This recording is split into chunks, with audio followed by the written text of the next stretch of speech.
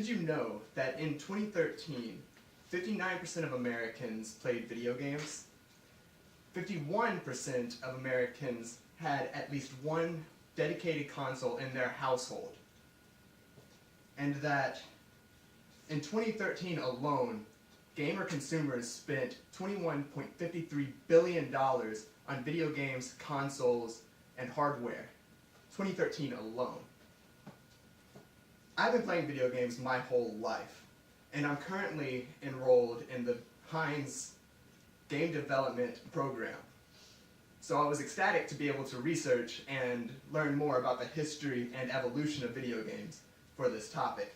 And today I will be covering everything from before video games were even an idea, to their humble beginning, to their rapid growth to what they are today. Moore and Novak, authors of Game Development Essentials Volume 1, said that games have been around before the electronic era. That games have been part of human culture since before prehistoric times. Except before the electronic era, we had to play with things like boards, dice, and cards. But around the second half of the 20th century, things started to change with the introduction of the computer. Moore and Novak also noted that games had a very humble beginning. That the very first game ever made, video game, was Tic-Tac-Toe. And that was on the EDSAC, which was a computer that was very large. It filled up a room about half the size of this one, wall to wall. The next major step in video game evolution is the invention of the TV game by Ralph Baer. This game was very simple. It just put a couple of dots and lines on the screens that people could shoot at or move around with the controllers. Here's some guys playing it. Haidt, author of Game Development Essentials Volume 2, said that when you're looking at the evolution of video games, it's divided into 7 main parts, 7 main cycles. The first being the first introductory cycle, from 1972 to 1976. And this is also known as the beginning of the arcade era. It's the very first arcade game ever. A few games that were introduced in this time were games like Pong and Speed Race, which was the first racing game ever. The next cycle is the cartridge game cycle. Some games introduced here are Asteroids, Space Invaders, Pac-Man, and Mario Bros. This cycle is really important because at this point in time, video games were not regulated. People were making games just to make games. They were very easy and very cheap to make, so anybody could make these games. But the problem was, nobody was testing to make sure the games were good before they hit the shelves. So this led to a very near collapse of the video game industry. Because who's going to want to go out and buy games when you can't tell whether or not it's going to be good before you can buy it? Because they didn't have the internet like we have today, where you can check reviews first. This was saved, though, by Nintendo with the Mario Bros. With their the introduction of quality assurance testing, where they would make sure that the games were good before putting it on the shelf. This was the first time it was done, and now it's done for every game. The next cycle and the few cycles following are all lumped together commonly as the bit cycles. Bits refer to how big the processor is. As an 8-bit game, its processor is not very big. It's very limited.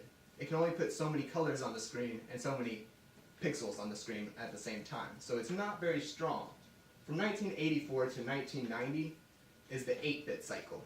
And games like Final Fantasy, Metal Gear, and Super Mario Bros. Made their first appearances. This also marked the beginning of the console wars, where people would choose a side which console was the best and then argue to the death over it. The next cycle, the 16-bit cycle, they doubled the stats of the 8-bits. This lasted from 1990 to 1994, and it was the introduction of Sonic the Hedgehog, Donkey Kong Country, and Need for Speed. As you can tell, the graphics are already growing at an outrageous rate. The next cycle is the 32 and 64-bit cycle. Things are moving so fast that these are part of the same cycle. This cycle introduced three-dimensional worlds, places that instead of just being able to move from left to right, now you can go into the game and run around. With the start of Super Mario 64, GoldenEye 007, Tomb Raider, and Tony Hawk's Pro Skater. As you can see, things are getting bigger and better already. But starting in the 21st century, console became king. Arcades are a thing of the past. You cannot find a single arcade anywhere. In 2000 to 2004, the 128-bit cycle began, and it introduced games like Kingdom Hearts, Halo, and Grand Theft Auto San Andreas. The next cycle is the cycle we're still in. This is the HD cycle. It started in 2004. And I'm going to go in order from 2005 to 2015 games so you can see how things are still progressing even today. In 2005, Call of Duty 2 was released. Looks pretty good, real, right? Already. 2007, BioShock. 2010, Red Dead Redemption. 2013, The Last of Us, critically acclaimed as one of the most beautiful games to date. And in 2015, Bloodborne. Still, to this day, things are getting better. Another great step that the HD cycle has given us is the online era.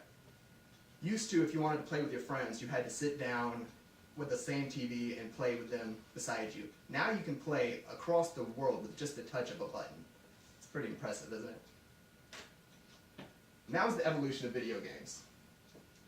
Everything from before they were even a concept to their humble beginning to the HD worlds that we gamers play in today.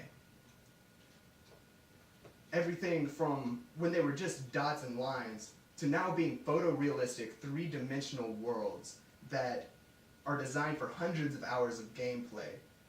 And we've come this far in only 63 years. Come to think of it, games have come such a long way in such a short amount of time, don't you think?